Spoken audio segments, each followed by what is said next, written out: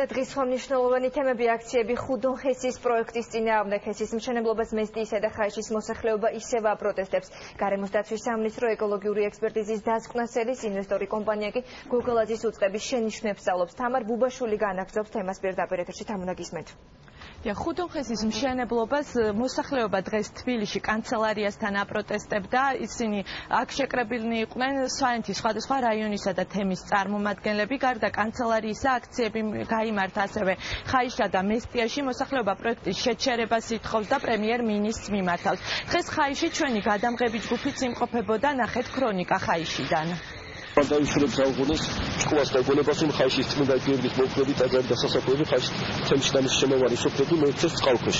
ხაიშელებმა დაიფიცეს რომ საკუთარ სოფელს არ დატოვებენ. მათ ფიცს ხელით მოაწერეს და ამით მე-12 საუკუნის წმინდა გიორგის სახელობის ეკლესიის გადარჩენას შეეცადნენ. მოქმედი ტაძარი ერთ-ერთია, რომელიც სავარაუდოდ ხუდონხესის აშენების შემდეგ დაიტბორება. ეკლესიის გადასარჩენად სამშვიდობო პარაკლისი დღეს ეპარქიის სასულიერო პირებმა გადაიხადეს. მივმართოთ ხოვნით ბატონ პრემიერ-მინისტრს კალაძესა, რომელიც არ ეგონოს თავი თვითონ ყველაფრის ბატონ პატრონი. პირდაპირ განვაცხადებ მაგას, რომ მით უმეტეს ბუნების პატრონი თვითონ არ არის, უნდა გაიგონოს ამდენი ხალხის თხოვნა, თორე ეს ტკივილი რაც ჩვენ გვაწუხებს, გადავა მათზე. შუა საუკუნოვანი ტაძარი ერთადერთი არ არის, რის დაცვასაც ხაიშელები ცდილობენ. ჰესის მშენებლობის შემდეგ წყლით მათი საგვარეულო სასაფლაოებიც დაიფარება. აგერ არის სასაფლაოებიც არის. 800-ზე მეტი სასაფლაო არის. სამი მიცვალებული მემარტო მიმარხი აგერ. უძველესი სასაფლაოებიც რამდენიმე არის და ამას ყველაფერს წყალქვეშ რომ ექცეს, ასე არ შეიძლება. სვანი კაცი ეკლესიაში რო შევახადე და იფიცება, ის ფიცს არ გატეხსმენ. ხაიშელებმა დღეს პროტესტი სოფლის ცენტრში გამოხატეს. ჰესის მშენებლობის შეჩერება მოითხოვეს და ხელისუფლება ხალხის ნების უგულებელყოფაში დაადანაშაულეს. ხაიშელებს დღეს სახალხო დამცველით შეხვდა.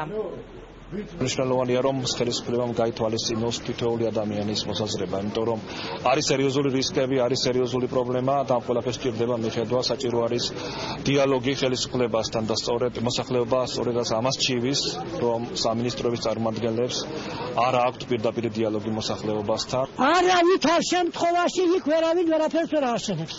გამორიცხულია. რა თქმა უნდა, მივცემთ უფლებას, ვიტყურებით და რადგან მივცემთ უფლებას. ხაიში ამბობენ, რომ ნიადაგი სოფელში რამდენიმეჯერ შეამოწმეს. დომნა დავითაიას თქმით, სპეციალისტებმა უვარგისი ქანებიც ამოიღეს, თუმცა კვლევების დროს არ გაითვალისწინეს. სადაც უვარგისი ქანები გამოჩნდებოდა, შეცვლიდნენ მონაცემებს და ჩადებდნენ ყუთებში იმ მონაცემებს, რომლებიც აწყობდათ და რომელიც არ დაბრაკავდა ამ პროექტს. ეს ახლანდელ გამოკვლევებზეც მიიჩქმალა ეს საკითხი. იქ ვიყავით ერთ დღეს მე და ჩემი ძმამისული და მუშა გამოვიდა და 70 მეტროზე ვართო ჩასული და მარტო ხრეში და ქვიშა ამოდისო. და მანამდე უფროსი გამოდრა იქიდან ვიღაცა მაგარი და შენ რა გალაპარაკებს, რა შენი საქმეა, რატო უხსნელ ადგილობრივ მოსახლეობას, რა ხდება და რატო ხდებაო. ხუდონის მშენებლობის შემთხვევაში საკუთარი სახლის დატოვება 200-მდე ოჯახს ემუქრება. პროექტის განხორციელებაზე კი დაახლოებით 1 მილიარდი დოლარი იხარჯება. ექსპერტებმა პროექტის დაკონსერვების თანხაც დაითვალეს და ის 500 მილიონ დოლარს შეადგენს. მიუხედავად პროტესტისა, ენერგეტიკის სამინისტროში პროექტის დადებით მხარეებზე საუბრობენ. ენერგეტიკის მინისტრის მოადგილე აცხადებს, რომ ზამთრის პერიოდში პროექტი 200 მილიონამდე დამატებით ელექტროენერგიას მოიზიდავს. ამასთანავე ამდენივე ინვესტიციის მოზიდვა იქნება შესაძლებელი. ილია ელოშვილი განმარტავს, რომ იმ შემთხვევაში თუ ხუდონხესი აშენდება და მუშაობას დაიწყებს, ეს გამოიწვევს და ხელშეუწყობს ქვეყანაში ტარიფების შემცირებას და ასევე ელექტროენერგიის ექსპორტზე გატანას. ეს არის 1.2 მილიარდიანი ინვესტიცია. მილიარდ და საწარმო საბოლოო ჯამში ჩვეულებრივ ერთ-ერთი რომელიც აწარმოებს დენს გააქვს ექსპორტზე. რაც არგებულო მოაქვს 1.2 მილიარდიანი ინვესტიციას. პირველ რიგში რა თქმა უნდა ეცნება ადგილობრივ ქონების გასახადი 1%, რაც არის დაახლოებით 20 მილიონი ყოველ წელიწადს სვანეთში, რომელიც მოხმარდება მხოლოდ სვანეთს ადგილობრივი ხელისუფლების განსაკარგავი იქნება. 4000-მდე დასაქმებული მშენებლობის პერიოდში მათი ხელფასებიც, შემოსავლოები და ასე შემდეგ. თუმცა სანამ პროექტის აშენება დაიწყება, მანამდე აუცილებელია, რომ გარემოს სამინისტრო დადებითი დასკვნა დადოს ეკოლოგიური ექსპერტიზასთან დაკავშირებით.